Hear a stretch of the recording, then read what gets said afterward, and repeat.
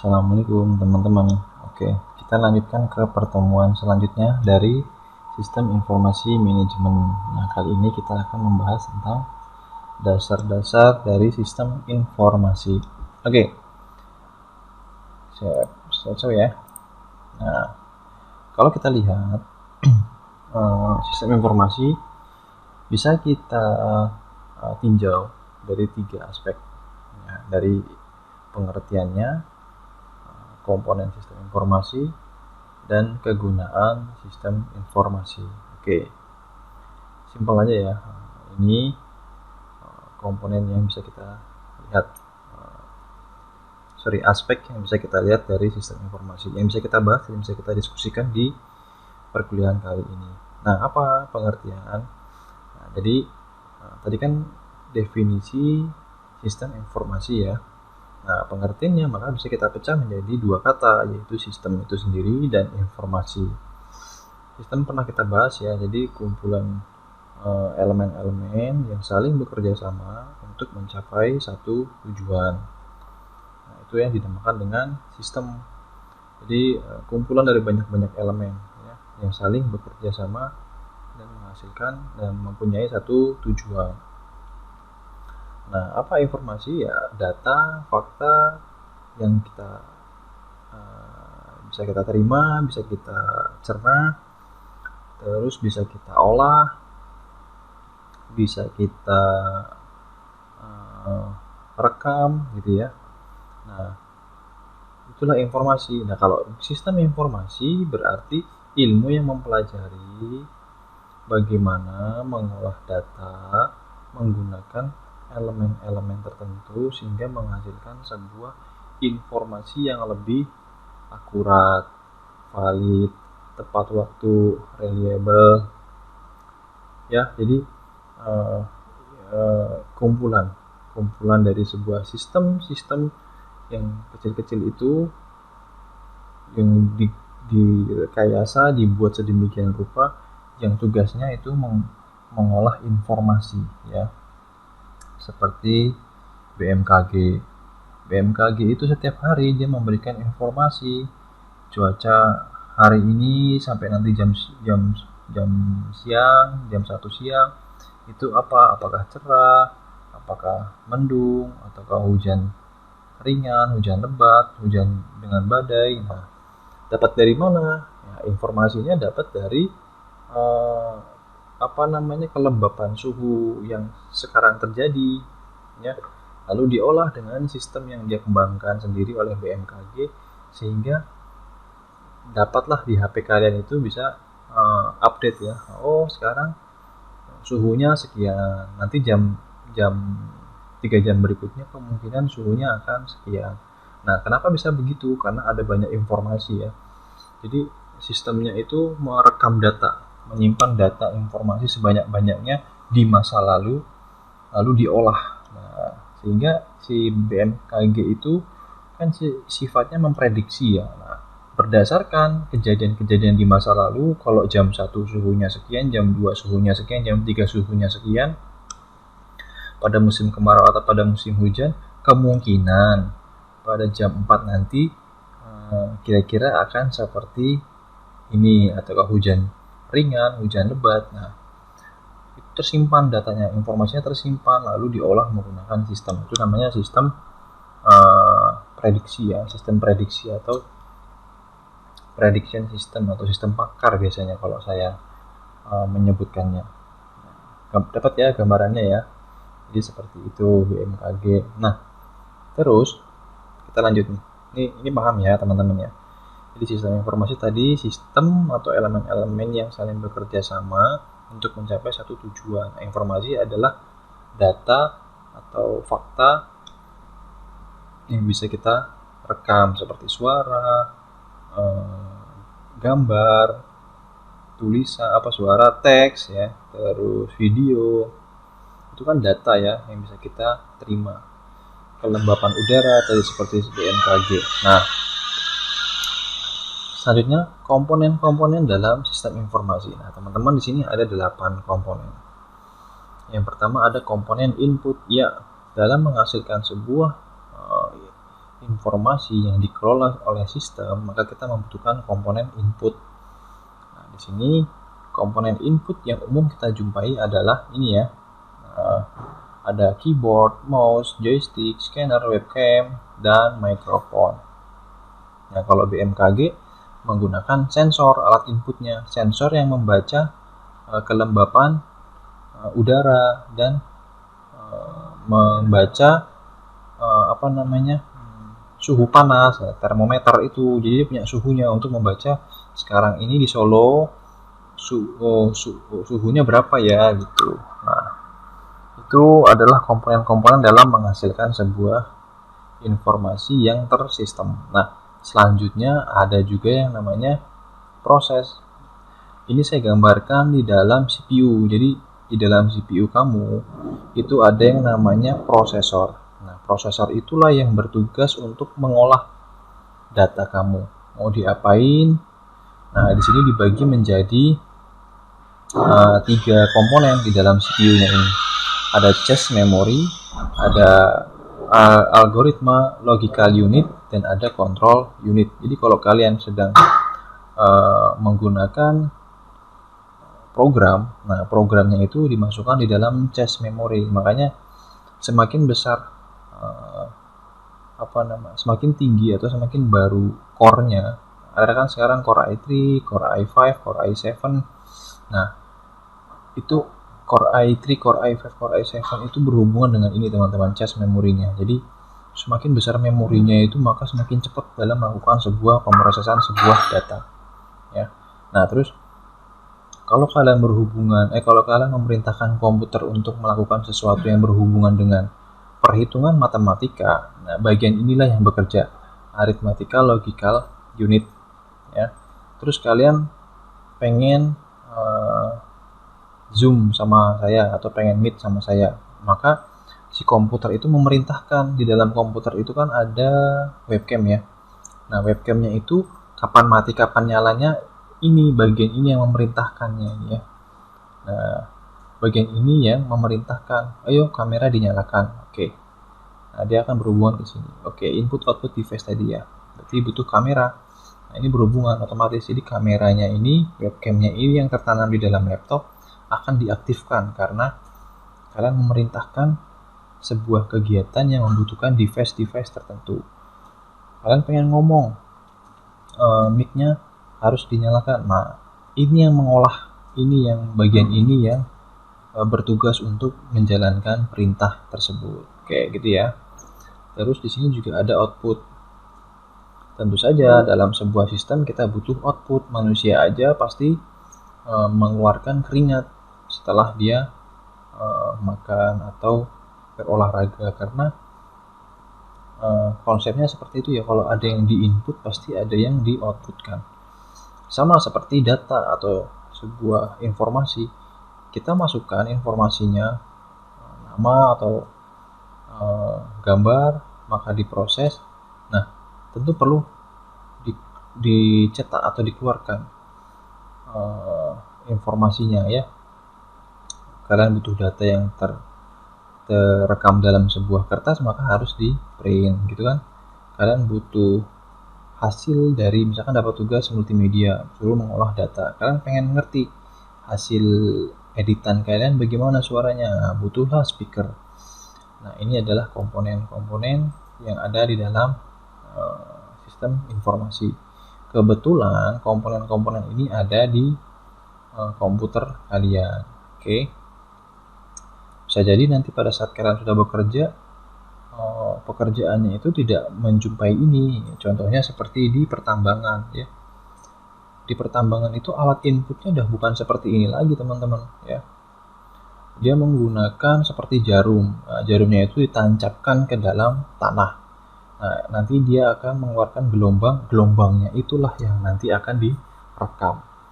Dia pengen lihat apakah di daerah ini ada batu yang nanti akan menghalangi pembangunan jalan. Nah, kalau ada, apakah batunya itu besar atau kecil? Nah, kalau kecil, berarti biaya kos untuk menghancurkan batu itu nggak terlalu tinggi ya. Nah, kalau terlalu tinggi, mending kita belokin aja deh jalan tolnya atau pembangunan jalannya. Jadi seperti itu ya. Kebetulan ini kan ada di dalam laptop.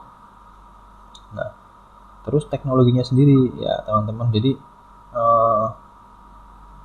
sekarang ada ini saya gambarkan sistem Friday-nya punya Iron Man ya, gambarnya seperti ini ceritanya. Jadi kedepannya mungkin nanti bagaimana kita menggunakan alat input, bagaimana kita meminta komputer untuk memproses. Selama ini kan kita masih menggunakan mouse ya. Kita pengen ini nih, klik klik klik klik gitu. Kita pengen login ke akun e-learning, kita harus ngetik pakai keyboard. Terus untuk meneruskan aksinya kita harus klik tombol login. Nah, kedepannya teknologi sendiri itu bisa menjadi faktor dalam menghasilkan informasi. Jadi untuk menggunakan sistem, kita tidak lagi menyentuh mereka, tidak lagi menyentuh alat device-nya. Bisa jadi, apalagi sekarang udah ada ya Google itu ya, pakai voice. Jadi Google Voice, halo Google. Nah, gitu. Jadi teknologi itu menjadi bagian dari komponennya sistem informasi ya, tergantung dari si pengembangnya ingin seperti apa pengguna sistem berinteraksi dengan sistem yang dibuatkan. Oke, tentu dengan semakin canggihnya teknologi, biaya produksinya tentu akan semakin mahal. Selanjutnya adalah hardware ya.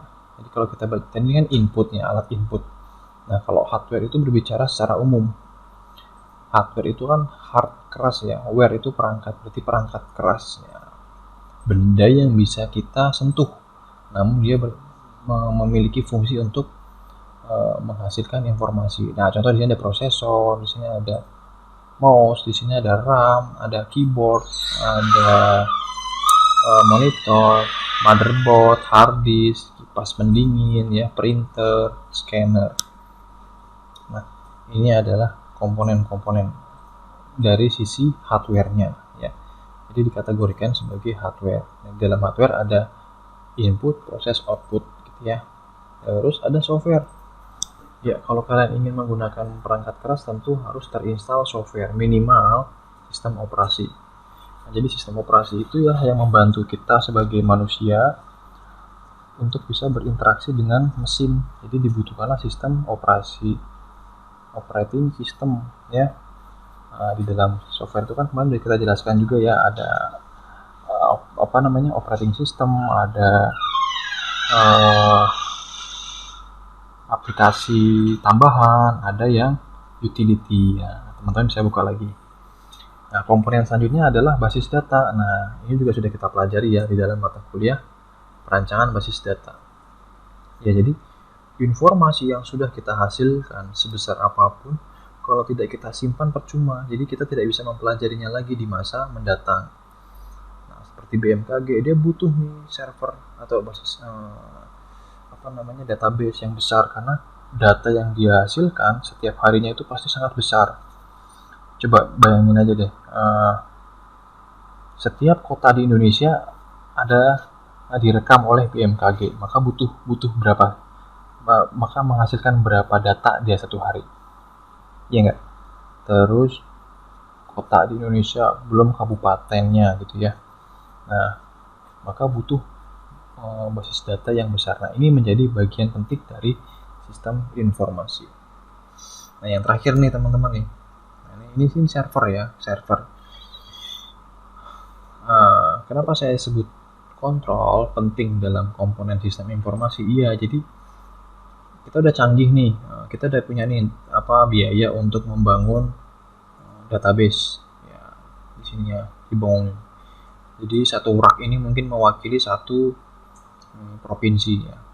Nah, mesin kalau dia bekerja pasti kan akan menghasilkan gesekan, ya enggak?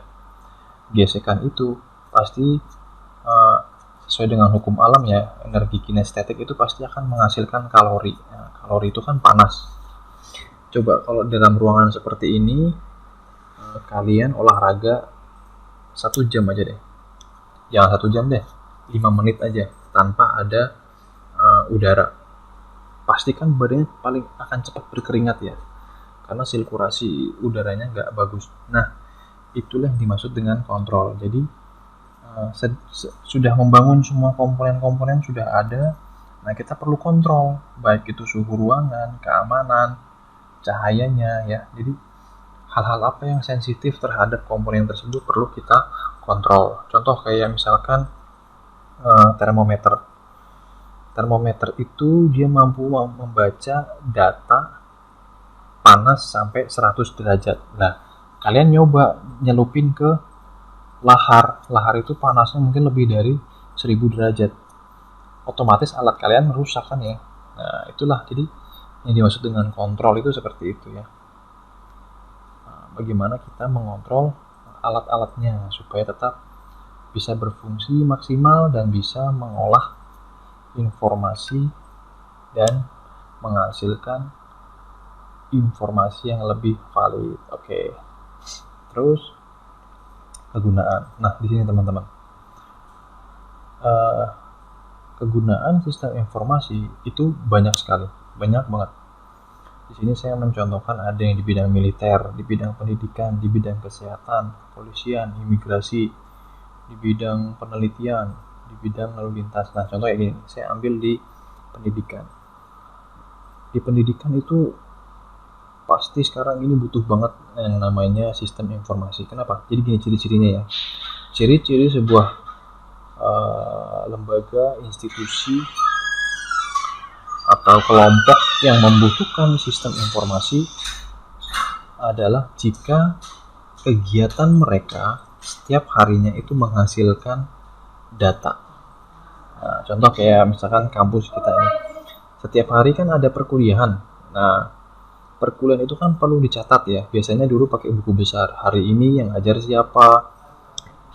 Terus kalau kalian dulu pasti ngalamin nggak presensi itu pakai buku presensi. Nah, yang bukunya apa namanya panjang itu, kecil itu ya panjang.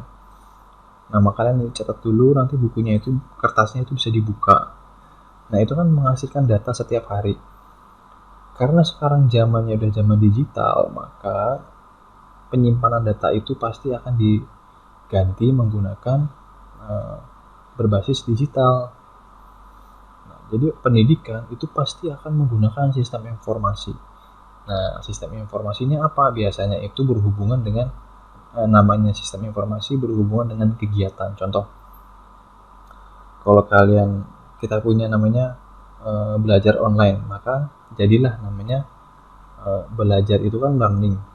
Online itu kan ya bisa online, bisa elektronik. Nah, jadilah namanya sistem informasi pembelajaran online atau e-learning information system ya. Nah, itu contohnya. Terus kalian pengen KRS-an. Dulu sebelum ada sistem pasti bahkan saya ngalamin ya. Saya kuliah komputer pun KRS saya itu masih menggunakan ini teman-teman. Apa namanya? Jadi presensinya itu masih menggunakan kertas. Nah, bayangin aja kalau saya orangnya teledor. Di pertemuan ke-7 saya hilang kertasnya udah dianggap nggak pernah hadir. Nah, karena bukti rekaman kehadirannya ada di kertas tersebut. Ya nggak? Payah kan? Nah, makanya sekarang dibuatlah namanya presensi online atau e-presensi ya berarti ya e-presensi. Nah, itu e-presensi digabungkan di dalam e-learning kalau di kampus kita. Jadi umumnya itu penamaan sistemnya itu berhubungan diteruskan ya sistem informasi. Nah, kalau perpustakaan sistem informasi perpustakaan. Kalau dosen sistem informasi manajemen dosen dan lain sebagainya. Oke. Dapat ya gambarannya. Nah, sekarang tugas kalian coba dong tolong cari kalau di militer itu namanya apa sih program sistem informasi yang dipakai oleh militer itu. Terus kalau kesehatan itu apa? Kepolisian itu apa? Jadi kalau tadi kan e-learning. Nah, e-learning fungsinya untuk merekam aktivitas pembelajaran secara online gitu ya. Nah, di militer itu ada apa? Fungsinya buat apa? Ya. 1, 2, 3, 4, 5, 6 ini aja teman-teman, silakan dibuat ya. Waktunya biasa 1 hari sebelum kuliah dimulai jam 8 pagi. Jadi kalau kuliahnya mulai hari Rabu, maka dikumpulkan hari Selasa jam 8 pagi itu maksimal. Lewat dari jam 8 tidak diterima. Oke. Terima kasih, semoga ini bisa bermanfaat. Kurang lebihnya mohon maaf. Selamat siang. Assalamualaikum warahmatullahi wabarakatuh.